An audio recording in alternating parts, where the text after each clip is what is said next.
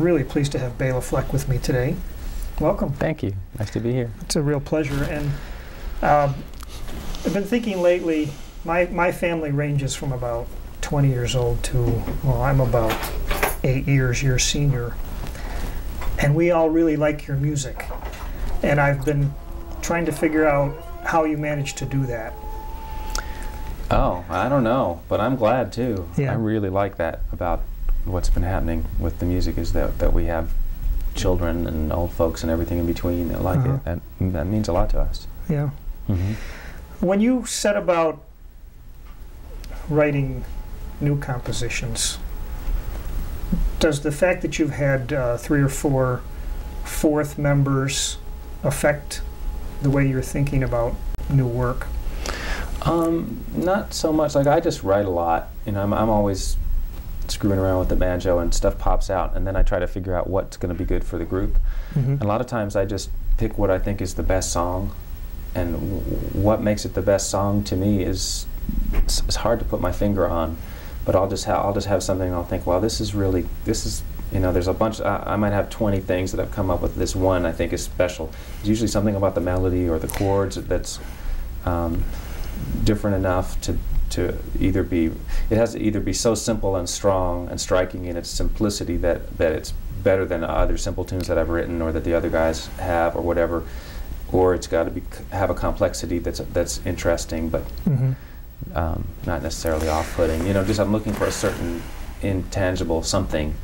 But when I find it, I know it, and I always believe in it. By the time I brought a tune to the band, they may not know it, but I'm usually deeply committed to it, and I'm just going to put it out there and sort of see what happens. But deep down, I'm just going to start problem solving immediately and trying to figure out, okay, what's not working, what is working, oh, how can Jeff's role be made better? Is he dominating too much, or is he, you know? Because a lot of times our fourth person is usually our melody player, which would usually be the leader in most bands. Right. So to find a melody player who's willing to fit into the group and find a way to make the whole group sound good, and he's actually the guest, sort of. He shouldn't be the dominant figure. He should be an equal fourth at best, or, you know, right in there. Because I mean, the other 3 guys have been together for 16 years. He's only been here for so it's a delicate balance, and yet he needs to come forward and be strong, and be really, you know, be a powerful musician that can stand up there with us and be dominant as well. So it's a very tricky position for that fourth person. It always has been, ever since Howard left. Is there an balancing of egos involved? Absolutely, because anybody who's going to play with us, I mean, I'll sound like an egotistical guy, but they have to be really good musicians. They have to be strong. They have to have their own career too. They have to be a guy who has a strong leadership ability. Everyone in our group is a leader, really. So when you've got somebody like that, they may be used to being, you know, calling shots, but that's not really their role in this situation. I have to be that guy, because I'm the guy with the overview of this particular music that we're doing as a 4-piece group. Not that anybody else in the group wouldn't have equally good input or overview on their own music, but for this stuff I have an instinct for it, and I've come to terms with it, and it's been difficult for me because I'm not a dominant person in general, but I've learned to fight for it if I think it's not going the right way, and that my instincts are very solid about this particular version of music that we do together. That's the flight tones. I wouldn't say it's better than anybody else's as it regards the music that they're working on, or even at times in our music, but as a general overview, I've learned to trust my instincts. You had made a statement in an interview I saw about, you felt your music was simple on a symbolic level. Can you expand on that? I think it's a really interesting statement. I don't know the context.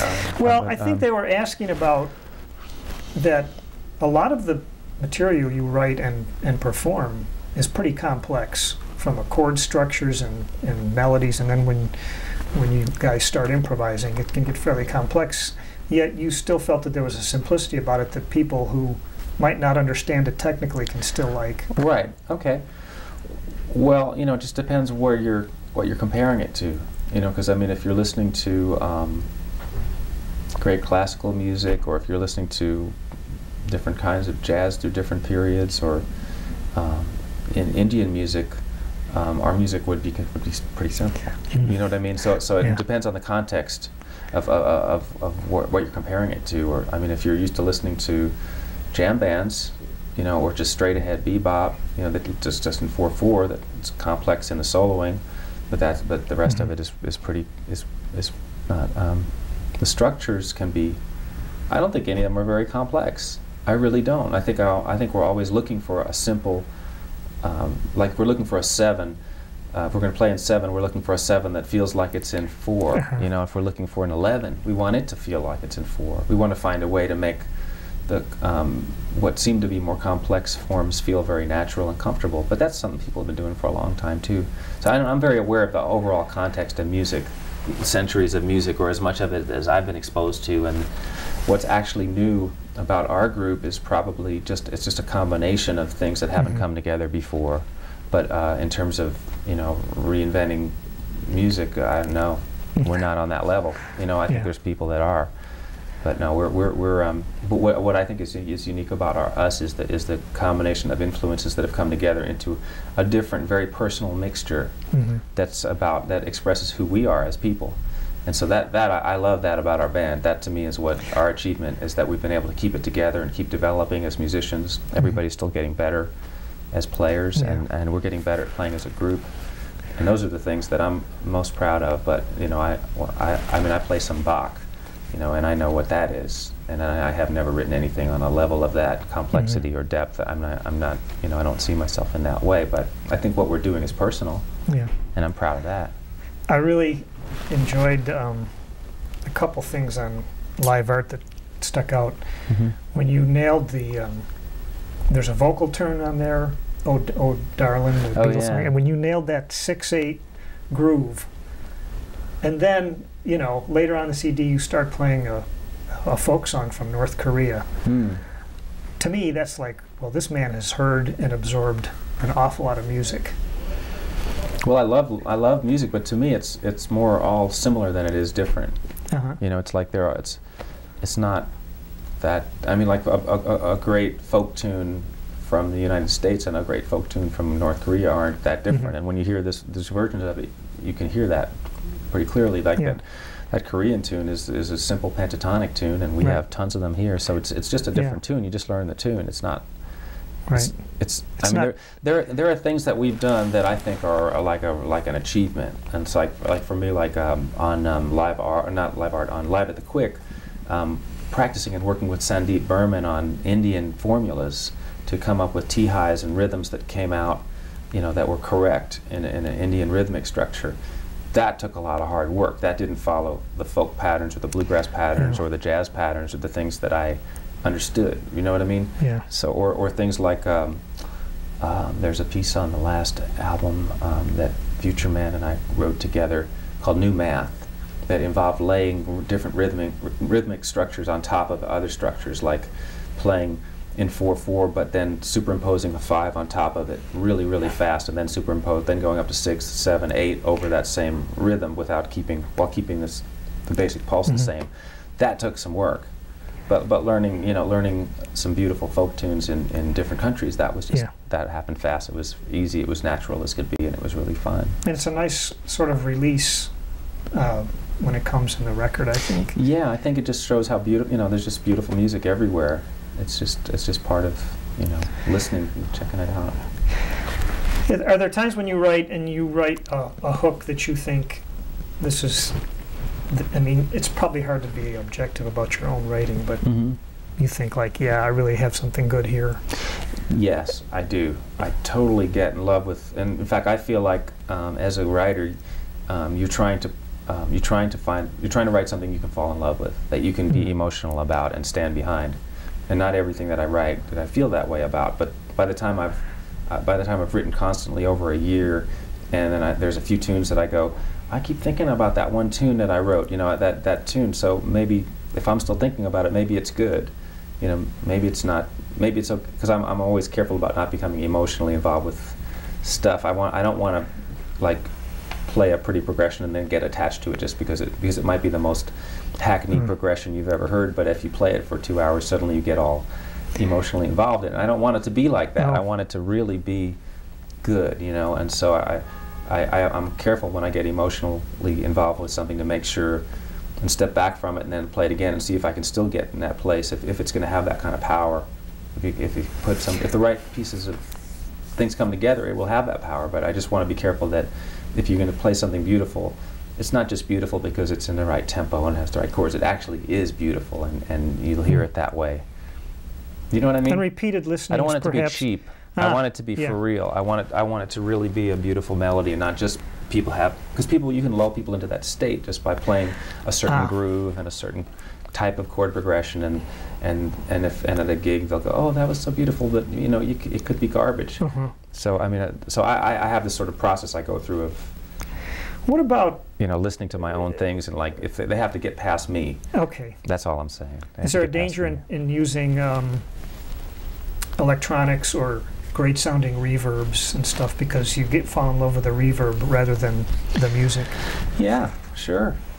Yeah, but I mean, unless you use it as part of what makes you create that music, like for instance, Victor does things with a jam man looper, you know, and that's a technical thing. But what he does with it is so musical. By the end of it, you know, it used to strike me that way as being like a technical, like being, you know, maybe a little not. It was never cheesy, but it was, to me, it was less interesting than hearing him play when he didn't use the looper. But as he just stuck with it and years went by, gradually he developed these things that were like really heavy. He learned to do really interesting things that I really like, you know.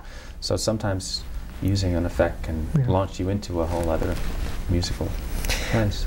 Do you have trouble thinking of titles sometimes for work? Yeah, I'm really picky about titles, but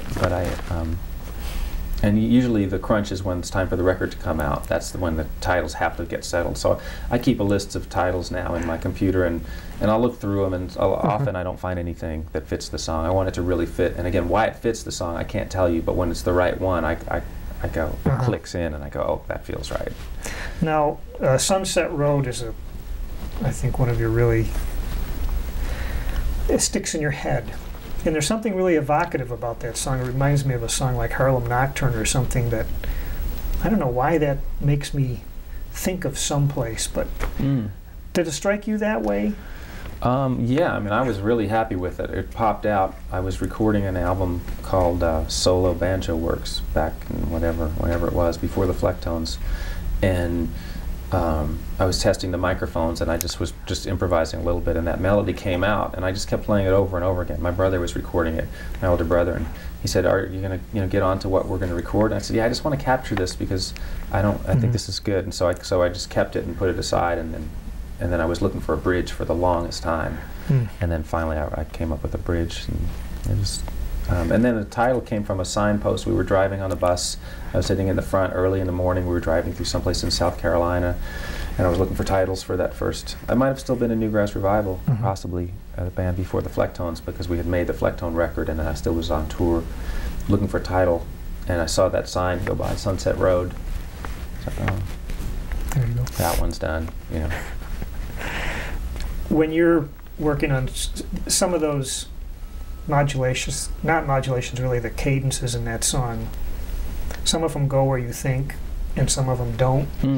Do you consciously think about that? Like, I know I could go here, but when I'm writing, yeah, sure, yeah, you want a certain amount of the expected and then a certain amount of unexpected in a good composition. I think is, to put it really simply. Yeah, I mean, I want there to be surprises, but I don't want them to be necessarily jarring. Well, sometimes I want them to be jarring. You can lull somebody into a sense of security and then bam, you know, switch into a whole different thing, and that can be really exhilarating to listen to.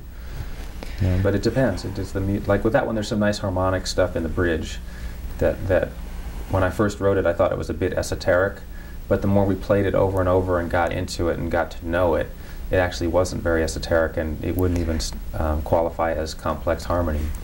But it was a surprise from what the verse was. I see. So, is there a story behind the Sinister Minister? Not really. I mean, we were just looking for a title, and I think Howard Levy came up with it, and we all thought that was funny. Anytime somebody had a title that made us laugh, we tried to use it. Okay. The titles can put a spin on things that you may not be your intention. Yeah, but it seemed to fit the song perfectly. You know, it made the song more than what the song was before it had that title. Yeah. I don't know how. I don't know why. It worked that way with Sunset Road too. And I think Big Country. Sometimes when you get a really classic title for a song, the song has that much more. There's another connection for the listener. It's it's not. Oh, what's that song? Cut 11 on whatever record. I like that song, whatever that was. Yeah. It's like I like Big Country. I like, you know, Sinister Minister.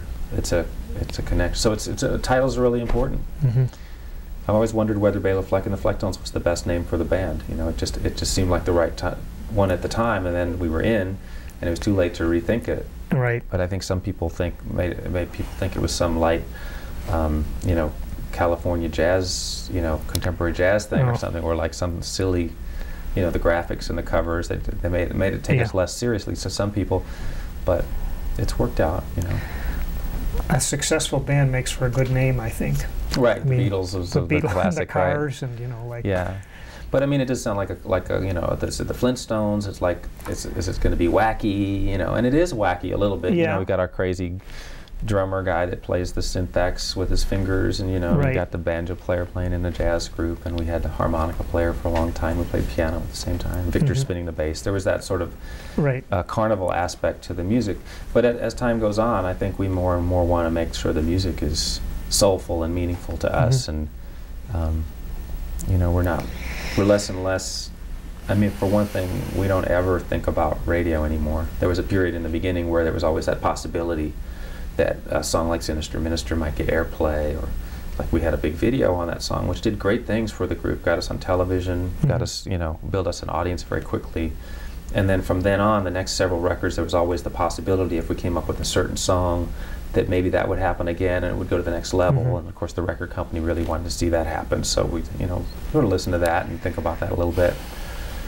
But more and more, we don't get airplay, and you know, nothing like that happens, and our audience has come to like us for being different.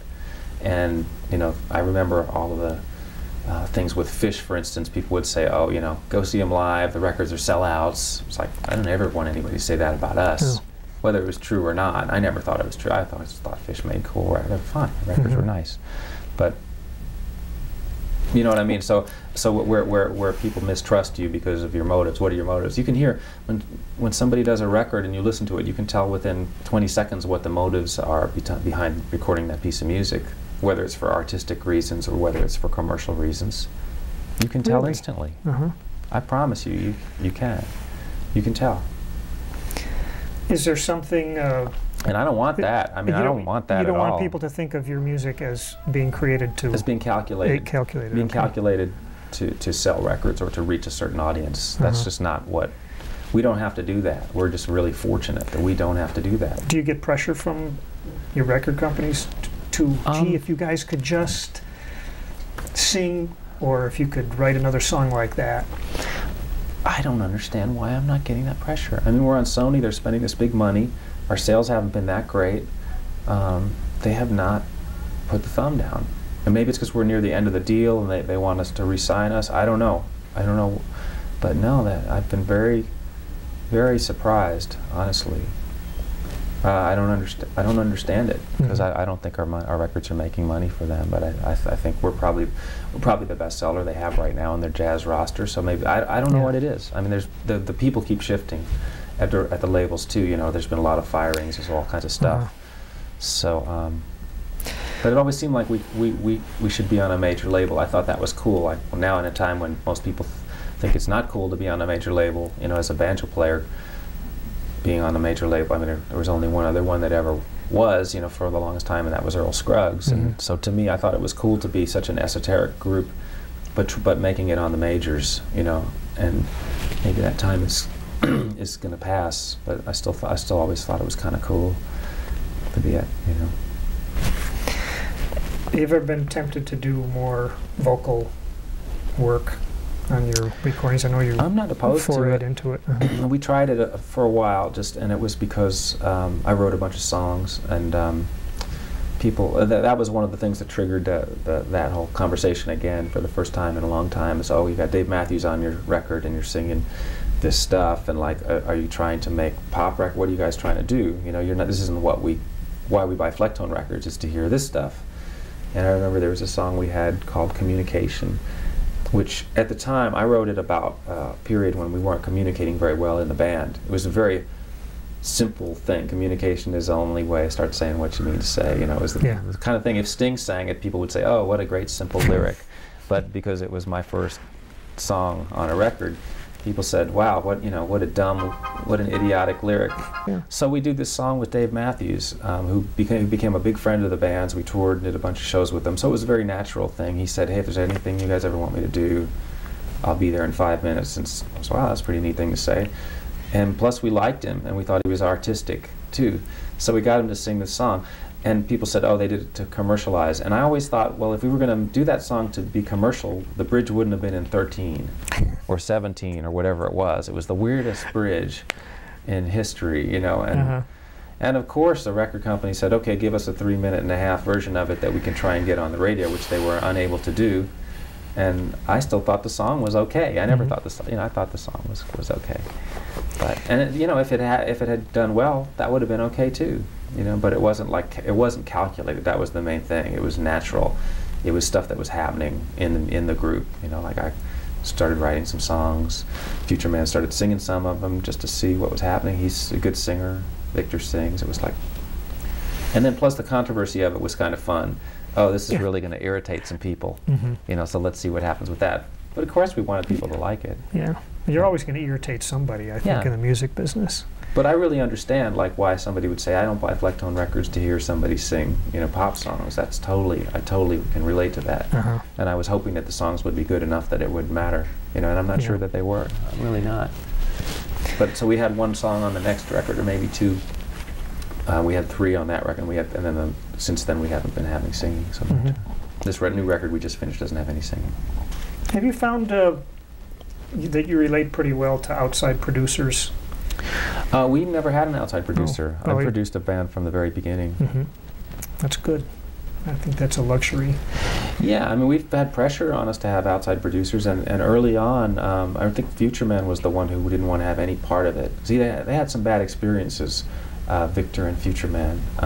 They have the Wooten brothers. There's 5 of them, and they had a big deal at a certain point on Arista Records, and a fellow named Kashif, who produced, I guess, Whitney Houston and some other people, was producing them, and some bad things happened. Like they came in one day and Vic's parts had been replaced by another bass player or a keyboard or things like that, and they felt very taken advantage of, and they were very suspicious of producers.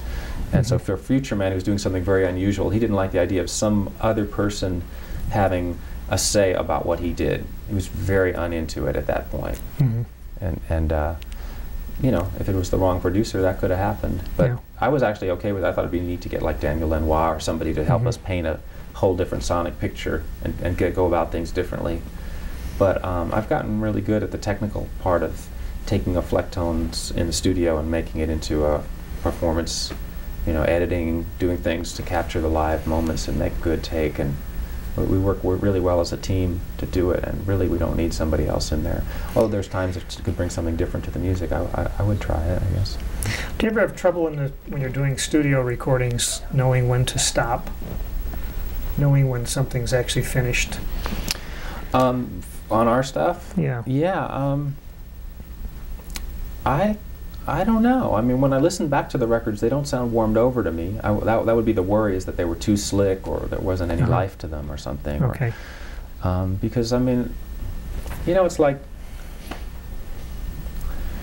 I don't know. There's some artists you see paintings and, you know, they're real rough and wild, and there's I don't want to call them mistakes, but the roughness is part of the greatness of it. And there's other painters who paint so fine, it's like a photograph, and it's so perfect, and you love that about their work. I mean, it's just it's a prerogative of the artist to decide whether he wants his stuff to be like a, you know, a really fine 100-year-old bottle of wine, or, you know, something newer that's a little rougher, or I don't know. I don't know how to. There's a lot of ways to describe it. Whether you like really smooth silk, or whether you like, you know, something, or a rough sweater or something. Yeah. I mean, they're both good. It's just.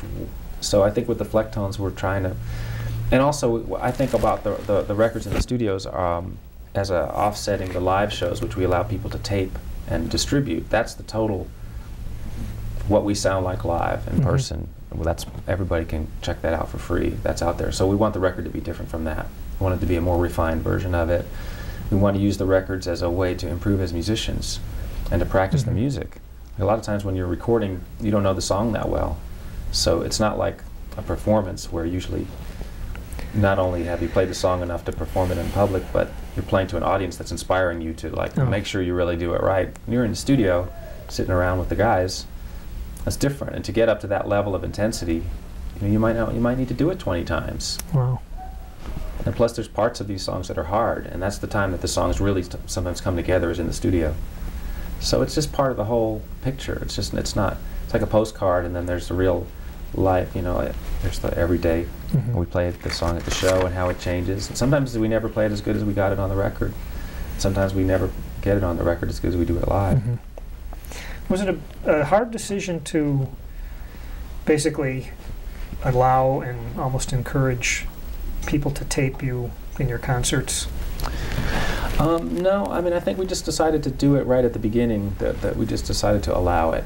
And that it was a time when that was sort of starting to happen. And I guess Phish was an example to me. They were starting to build a huge audience, and they were allowing taping, and that seemed to be part of it. The Grateful Dead thing, the whole sort of jam band thing was just starting.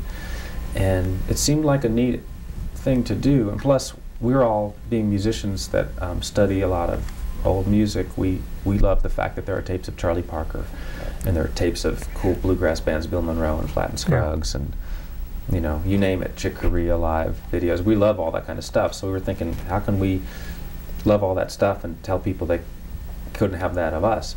And then plus we found that we were playing so differently from night to night. It was cool if somebody showed up with a tape of a show from 2 years ago and we heard it, we'd go, hey, that was cool. I'm glad somebody got that.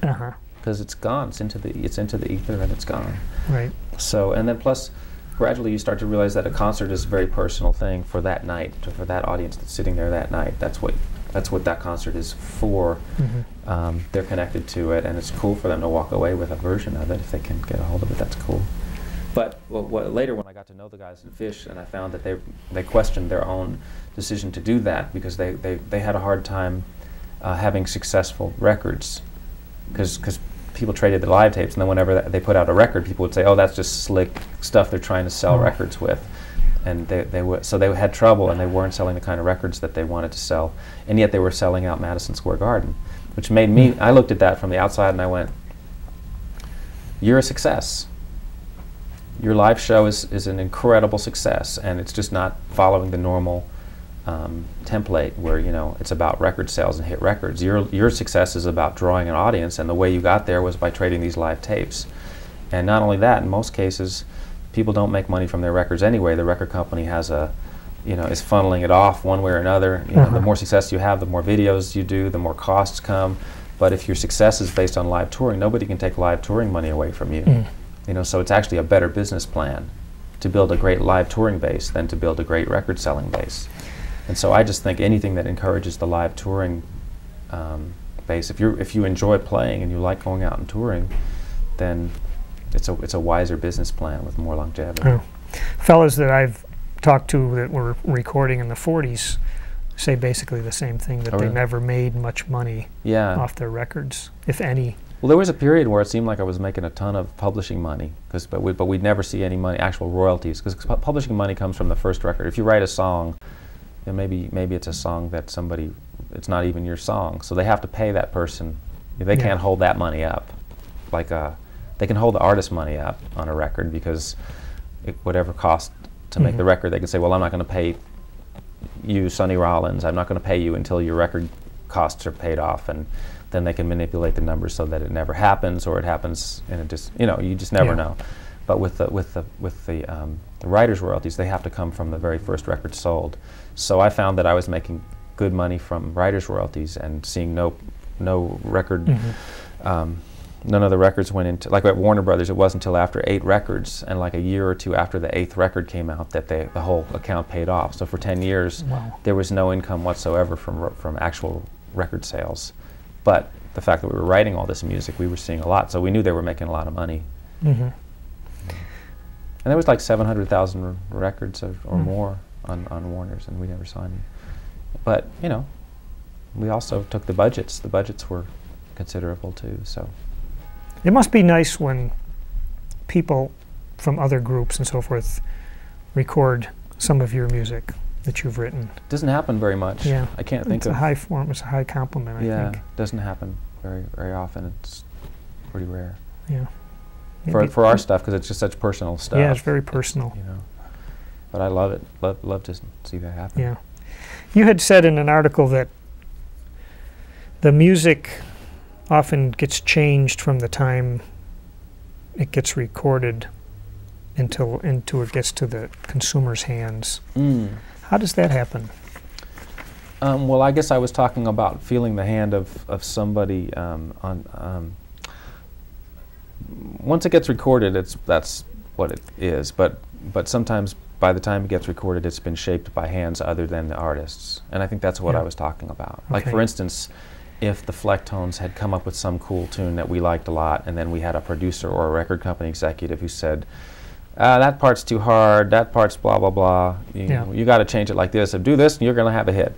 And then if we actually listen to them, which is what tends to happen, you know, if you get a producer, they hire a producer because they have a track record for getting success, not necessarily because they do beautiful work. You know, so that's what I'm talking about. Yeah. That's what I'm talking about. So what's nice about the Flecktones is, with me as the producer, as long as my motives are pure, then chances are that if anything goes wrong, it's just an honest, you know, bad taste, or, you know, bad, but it's not coming from, you know, a motive of commerce or trying.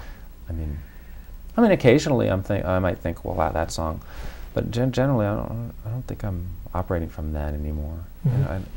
I don't think I ever was very much, but more and more I feel kind of proud of not letting that. And then the nice thing about making records at home with what technology has come to is you can take your time and get it the way you want it, and it's not as expensive as it was, and you really do have that kind of artistic control, which, you know, in our case, I think it's been a really good thing. I mean, you could argue that the right producer could have taken our career in a different direction, or be playing bigger places, or have something that the radio could play, or something like that. But there are compromises that are inherent in that whole formula that I don't think anyone in our band felt we needed to do, because we were doing better than we ever thought we were going to do anyway. Yeah. And we had an audience. The gigs were good. We're making plenty of money doing weird art music that we love. What's the motivation? Usually, I mean, you know, all you have to do is have it starving. Your kid has to be starving for you to change your motivation and throw away your idealistic, lofty things. But none of us were in that situation. You know, we weren't suffering for our art. We were like privileged, and it's felt like that since the beginning, that we've been privileged, that we could do our music the way we wanted to do it, and make a living, and have an audience that loved us passionately for who we were. So again, where's the motivation to sell out? Just so you can be a bigger number, you know, on a chart or something. And more and more that stuff just seemed to me meaningless and shallow. And what seemed to have meaning was the fact that when we came out, people showed up, and that they thanked us for being honest with it, you know, and that they were moved by it. So to us, that carried a lot of weight. You know? I'm glad you said that, because I had read you'd used the word overview about your music, and you've said it today already, and it sounds like you just described it, like you've really got a vision of what it is you guys do and want to continue doing. Yeah, well, it's an interesting time right now, because we're about to stop the band for a year. And this is the first time we've done this since we got together in '88. And we started being a full-time band in 1990, and we've been going non-stop for the whole time, you know, always at least 150 shows a year, and many more in the first years. And so this year we've decided to take a hiatus, and that's going to be, so it's going to be an interesting year for everybody to not be in the Flecktones for a while. And I'm, you know, right now we're on the last 4 shows before we hang it up for a while. But we've got a new record that we've recorded that is going to come out when we come back. So I mean, like, at the same time as the motivations for things are not necessarily commerce or whatever, I'm also very thoughtful about existing in the world, in the business world. Like, in other words, when we come back with a new, it's going to be much better if we come back with a new record, you know, so that there's something to promote and something to talk about and new music to play. So I mean, it's like you have to. I live in both worlds. I try to be very much of a realist, and set the band up in the best possible way, while keeping the music what we want it to be. So I thought it was good for us to squeeze out a record right now while we're playing like a lot. We had the whole last 6 months have been about working on new music. So we're finishing up the year, you know, with a feeling of achievement. We just created a project we're really proud of, and then we're going to put it away for a while. And we're all going to do different things. Yeah. You do so much traveling. Are there trends that you've noticed in the country, either positive or negative, that have made an impression on you? We've seen the music business is in a bad state right now, you know, and I can't help but think it's connected to the political situation. You know. How so? Well, like I don't like to push my own political views, or because like now I'm getting to be more well known and stuff, and I feel like a lot of people who aren't as well known don't get the same forum. So I feel like I like to be cautious about when I speak out about it. But I mean, being at war, you know, is tough. Although I do remember there's been times when the country was at war where the entertainment business was booming. But this time here recently, especially around the election, was, you know, and the whole 6 months leading up to the election was some of the worst I've seen at least since the Flecktones stuff I've been in the Flecktones. But now it seems to be picking back up again, now that decision finally got made, for better or for worse. Oh. You know, it seems like, because normally I seem to remember that when times were bad was often really good for the music business. You know, I mean, it doesn't matter a hill of beans in the big picture of what's going on in the world, whether the music business is doing good or not. I'm very aware of that, but can't help but notice. You know, when crowds are off in places that used to be good, but then all of a sudden they're back. You know, I see all those things. I think there's a lot of confusion and division right now about what the country should do and how we should approach being America. Yeah. You know? So that's too bad. I mean, I wish we could be more together about it. Your parents still alive? Did they, do you think they had aspirations for you to be a musician? I don't know. I don't think so. But my father, who is a complicated story I won't go into too much, except that I only got to meet him and get to know him over the last few years. Okay. They split up when I was really young, and he named me. They had a deal: if it was boys, he would name us, and if it was a girl, my mother would name. Oh. It was just a strange arrangement they had, and they had two boys, and I got Béla, which is not a bad situation considering my brother got Ludwig. Got what? Ludwig. Okay. Yeah. So my father was naming us after classical composers that he loved. So it's a complicated story. But anyway, so who knows? We're both musicians. Oh. We're both really musical people. So it's just bizarre. And he was we never heard from him.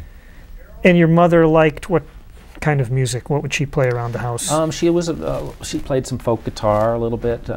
Just a general open-minded, not an incredibly musically oriented person, although you know, knows what she likes. Yeah. We listened to a lot of Beatles when we were kids, and everything that was going on in the '60s was, you know, we were very into. As a leader of a group, do you ever have to make difficult decisions that make your bandmates unhappy? Once in a while, although everybody is really good. They really understand, because they all lead themselves. You know, they all have their own groups and situations that they have to make those kinds of decisions about, and I think that they're pretty cool with most things. Usually, everything's about accommodation. You know, that's what the challenges are. Victor wants this time to do something. I got a call to do this. Jeff might have this. Future might have this. But we have to work enough to keep this great crew that we have. We have these great guys that work with us that we've kept. Everyone who's ever come to work with us has stayed. Wow. And so, you know, if we're all doing too many solo projects, I mean, they're all great, fun things to do, but you know, there's also that feeling of, you know, responsibility to everybody. So generally, the decisions that get made are always based on, you know, trying to take care of everybody in a situation so that it can have longevity. Mm-hmm. I was in a band where the leader was very uncomfortable with the people's solo work, and he would become very uncomfortable. And so I learned, and I was you know, burgeoning with my own ideas, and they didn't fit into the group. And so I learned from that even if it's uncomfortable, to not try to control what people did. And for a long time I controlled what I did, but I'd let everybody else could do what they wanted, but I couldn't do anything but the group. Because I felt like I was the name that people knew, and I needed to send a real clear message that this is what I was doing. And I turned down a lot of cool things, and I always thought the other guys in the band, which had given up their whole other lives to be in this group that was largely my group, that I owed it to them to make that kind of commitment to them. They never seemed to actually feel that way. I discovered that they didn't mind if I did outside stuff at all, but I didn't feel like I should. Uh-huh. And so at a certain point I started to resent that everybody in the group could get to do cool stuff outside the group, but me, who had all these great opportunities, I was turning down all the time. But I never talked to them about it. You know, it was just something that was going on in my own head. And gradually I realized that I had to take care of myself too, that I had to be part of the equation about making everybody happy. It wasn't just everybody else but me. You know, it was me too. And that it's turned out to not be an issue. Everybody's happy when they were really happy when they heard, you know, the records that I did on my own, the Bluegrass records or the classical records or the things with Edgar. I think the band is, you know, they like that I'm doing that kind of stuff. Yeah. If someone brings a tune of their own to the group and they're emotionally invested in it, but it's just not a Fleck-tone song, is it pretty apparent to everybody? It's not always apparent, and it's a difficult thing about being the leader is that I might have that feeling, but I have to be suspicious of myself too, because I have to make sure that maybe I don't think I sound good on it or something, but I have to sound good on it too, you know, or I might not think it's that great a song or something, and I have to like, sometimes I have an instinctive thing, it's just, I just don't like it, and what am I going to do? Am I going to say something and like be a downer, or am I going to try it for a while and see maybe I'm wrong? You know, and but usually I know right away if I think it's gonna. But what I'm suspicious of about myself is that once I decide that I like it, then I decide to like it, or is it just as an emotional thing on a day-to-day basis? I just decide that I don't know what it is, but sometimes I hear something and I go, hey, that's great, let's do that. That's great, you know. And then there's other times I hear something and I go, doesn't sound special, you know, or I can't see it, or you know, I just don't like it. And I think Howard, that was one of the reasons Howard left the band, because I wasn't that warm to his compositions. So I found his compositions to be sometimes very technical, or sometimes they seemed almost too sweet, one or the other. And so I had a hard time, because at that time I was really fixed on the band doing exactly what I thought it should do, and I had a vision for the group, and those kinds of songs I had trouble because I wanted to love them and I didn't love them. And that was hard for him because he's a great writer and his stuff was good, and so we you know, a lot of times his song wouldn't make a record, and it was like, oh, and I felt like, wow, you know, it's a hard decision, but it's the right decision. And now I would question whether that was the right decision. Maybe I should have found a way to make those songs work, done what I needed to do to make them, to feel better about him, because you know, his writing should have been more a part of things, because he's a good writer. Interestingly, after he left the group and he started a group called Trio Globo, and I listened to those records, I heard songs of his that I liked a lot that I would have been happy to record. But at that time I wasn't either I wasn't open to them, or those particular songs just didn't click with me, or what, you know. But you know, it was a hard thing. You've probably played a number of times at well-known music schools, universities, and so forth.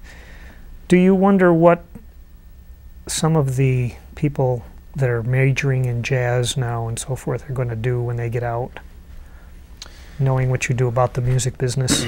Yeah, I think it's tough. I mean, it's always the unusual characters that kind of do the best, the ones that don't follow the school, that don't follow the school of thought, that stepped outside of it some way. And I don't know how you teach that. I don't know. I mean, I know how you teach somebody. You know, you can teach somebody the technical aspects of things, and then they have good technique and they have good, you know, ability. But I don't know how you teach creativity, or how to teach somebody to write better tunes, or write tunes that'll reach out to people. I don't know how you teach people to perform. I mean, you don't want to go to like performing school and like have somebody like Britney Spears, like to, you know, where you get on a soundstage and then your teacher critiques your, you know, your mouth movements while you're soloing, or you know, you don't reach out to the audience while you. But I mean, you could do that. I mean, but if you're really going to teach skills that were going to help you be successful in music, I would take a good hard look at how what you do reaches people. And that's more important than whether you actually can play the right scales in the songs into your future as a performer. But you know, if you can't play the right stuff if you're playing jazz and you get a gig playing with good jazz guys and you can't cut the changes, they're not going to want to call you. And that's part of making it in show business too, is on working your way up to the point where you're in front of an audience, and you know, musicians around you wanting to work with you for some reason, or that quality of like being the kind of musician that brings out the best in other musicians, makes people want to have you around. Yeah, you know, that's the kind of stuff that you don't really hear about. Those are the things that. But in terms of the technical stuff, there's a lot of stuff I wish I knew that if I had spent 3 years at Berkeley, I would know. You know, about getting through changes, weird changes that come at me, or you know, I could read music. I don't read music well at all. You know, a transcribe, maybe had a broader musical palette to draw from. Maybe. When you bring a tune to the band or the other fellas, does it come notated, or do you just kind of get together and you just kind of talk it and say, here's the changes? A lot of times we don't even do that. You just... A lot of times it'll just be at sound check, like, well, today we'll get on stage. Right now we're not really working on anything new because we've only got a few days left of the trip, but if I've got something I've been working on, I might just start playing it, and then sometimes Future Man will be playing a beat, he'll fall in and he'll find it, and I might say, oh, well, there's a new one here. And he'll go, oh, and you know, but for a long time I won't even say that, because I'll just see what he does, and sometimes he'll just sort of thread through it, and then Victor will start playing, and if I'm behaving, I won't even tell him what the notes are, but sometimes I can't help myself, and I go, oh, it's really an F sharp, you know, play that F sharp right there. Because a lot of times he'll just sort of play simply just till he sort of figures out, because I want him to harmonize it himself and find something that I wouldn't have naturally heard. Once I tell him what I'm hearing, he's going to play it that way from then on, so then he'll be trapped by that structure, but sometimes he's found things that I never would have thought of. And Future Man, same thing. Sinister Minister was supposed to be a Brazilian tune, but when I started playing it for Future Man, he put that funk backbeat on it, and it was like, if I had told him it was a Brazilian tune, it would have never been what it ended up being. So I've tried to keep that in mind. And some songs need, you know, you just have to tell a person it's a, you know, G sharp diminished chord, or it's not, you know, it's not a minor chord, it's a half diminished, or it's. But their ears are so good, and it's a great system. I mean, it takes again. I think it takes it's about ego, and yeah, but also it's about like having time on stage every day. The fact that we play so many gigs that we can sort of work our way into a song in a real kind of easygoing way. It's no big hurry, except like when we're trying to make a record. Then there's a pressure, and then I get a little more testy and picky, and because I'm pushing everybody, I'm trying to shape everybody into this tight thing. So that when we get in the studio, we can just nail it, you know. Yeah. And so I think that's hard to be around when we're getting ready to record. I think I'm harder to be around. Yeah. But I think they all know me, you know. They know where I'm coming from, and they know it'll be over, and we'll come out with something good, and that they'll have a lot of input, you know, and it'll be ours together, you know. I think that they're. But I like to recognize it because I'm trying not to beat anybody up through the process. I'm trying to get better at not. You know. Is there a time in musical history that you wish you could go back to in a time machine? Just to be just there? To be hanging out and witness some of that? Yeah. Yeah. Yeah, a lot of the jazz eras, but Yeah. also a lot of the bluegrass eras. It would have been great to see Bill Monroe and Flatt and Scruggs playing together in the original bluegrass band. And also a lot of the earlier music before that, the early Louis Armstrong music is well known, but a lot of other music that was happening around that time. And then the slaves music, the music that was being played on banjos that the Africans were, that were brought over, were playing. A big part of what I'm doing next year, I'm going to Africa for 4 to 6 weeks to record an album and do some documentary stuff about where the banjo came from. Oh, great. So that's one of the things that I'm really interested in doing. So West Africa or? West Africa will be Yeah. a big part of it, but also East Africa, just because I have a friend who does tours over there who's going to be able to bring me, who knows a lot of musicians in Uganda and Tanzania. So, Wow. so that's going to be an interesting thing, which would have been hard to do in a regular Flecktone year, because 6 weeks of not being available, and then the time I'll need to recover. Yeah. 6 weeks is a long time for a band to be off when they're all trying to make a living. But with this year, I'm going to be doing different things. Yeah. You said something interesting. I thought about bluegrass music, and you said that it's not all that old, and it's not old enough to have rules. Yeah. Well, I mean, it's funny. Jazz is the same thing. Each era of jazz, you could say, well, that's not that old either, But they move through. The nice thing about jazz is it moved through. You had the Louis Armstrong thing, but then it moved to another place, and then you had, I don't know, swing, and then it worked into bebop, and then it worked into, I don't know, Miles Davis, and then Coltrane and Thelonious Monk, and then it moved into, Bitches Brew, and the fusion era, started, and then then you've got neo-traditionalism coming back and all that, which is a step backwards to me, even though there's a lot of great music being played. And bluegrass has done a lot of those same things. The truth is, bluegrass has moved through things too. So I don't know which particular snapshot of the timeline you want to call the tradition. But I mean, with bluegrass, you have to start with the first bluegrass band, which at least one of those guys is still alive, maybe only one, Earl Scruggs. So an 80-year-old guy, 82.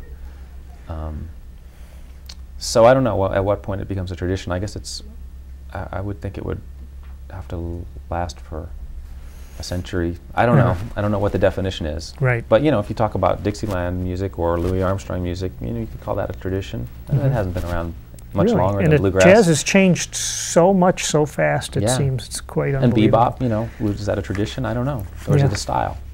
It's a style.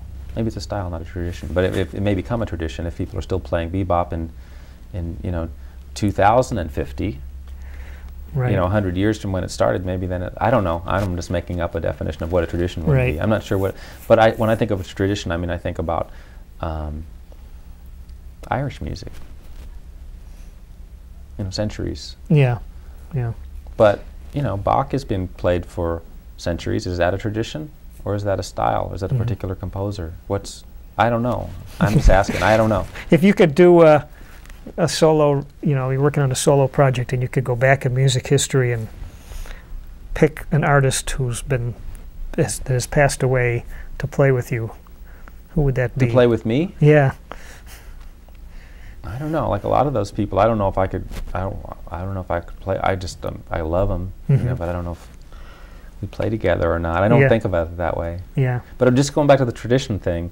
If bluegrass is a tradition based on 4 guys, 5 guys that put together a band that was unprecedented, that was so great that everybody's still imitating them, then are the Beatles a tradition too? Well, people imitated them for sure. I mean, is the thing that makes something a tradition that it's imitatable? Boy, I don't know. I don't know.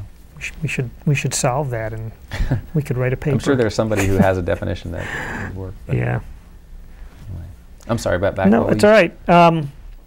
You got 4 dates to go, and then is everybody looking forward to the time off, do you think? I think so. I think mixed, it's like that.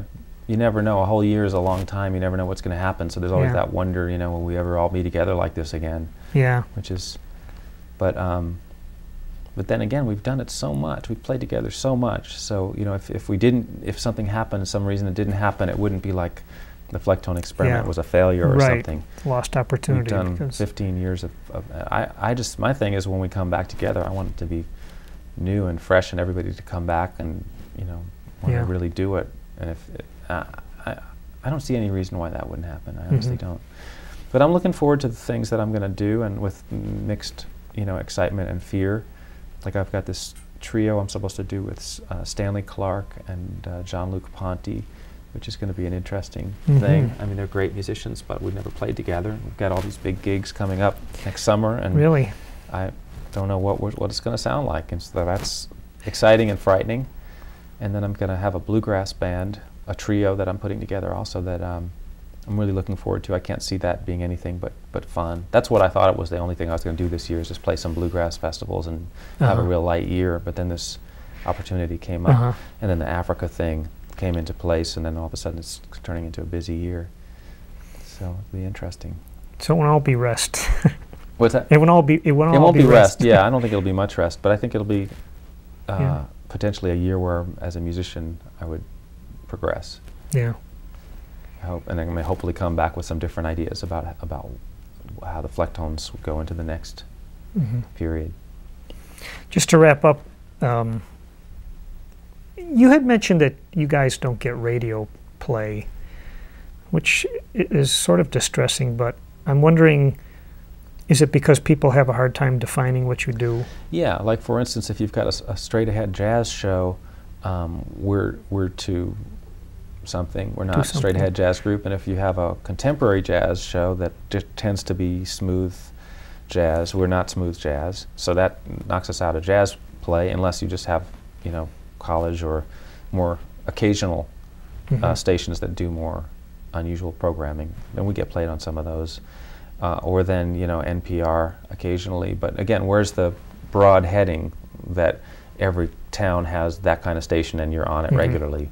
That doesn't happen. Bluegrass shows play some of my stuff.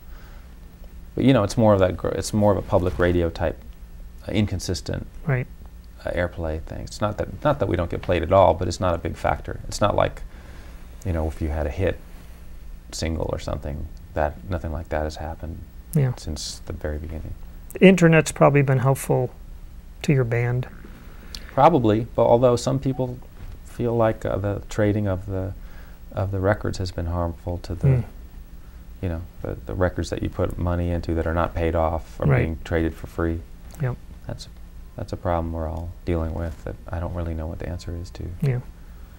So. Cat's out of the bag on that one. Yeah. Yeah. Yeah, and that's where making them at home is a big deal, and where being on a major label may not make sense in a few years. Well, getting a big budget for a record that's going to get pirated and traded for free is going to be hard for them to justify after a while, unless some solution comes up.